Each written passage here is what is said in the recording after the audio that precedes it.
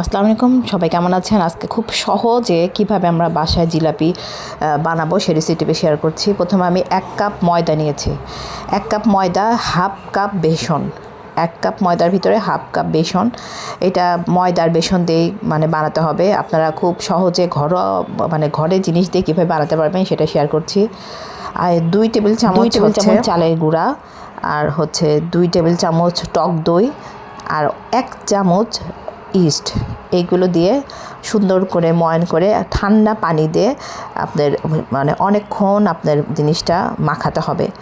জিলাপি কিভাবে মাখায় দোকানে দেখেছেন, হাত নিচ থেকে উপরে এভাবে দিয়ে দিয়ে অনেকক্ষণ ময়ান করে মাখাতে হবে। মাখিয়ে তারপর মিনিমাম 1 ঘন্টার মতো আমি রেখে দিয়েছিলাম। 10টার দিকে বানাইছি, এটা করে রেখেছিলাম এবং বিকালে ইফতারের আগে ভেজেছিলাম। তারপরে আপনার এটা চিনি শিরা তো সবাই জানেন, আমি এখানে 1.5 কাপ চিনি নিয়েছি আর 1 কাপ পানি।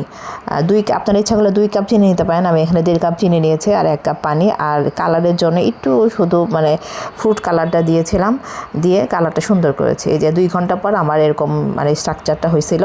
এটা আবার চামচ দিয়ে সুন্দর করে ঘুটে আমি তেলে দিয়ে, আমার ভাজটা হয় নাই, আমি ভাজটা করতে পারি না জিলাপির ভাজটা, কিন্তু খেতে এত মজা হয়েছিল, এত টেস্টি হয়েছে, একদম দোকানের জিলাপির মতো। আর মুচমুচেটা অনেকক্ষণ ছিল।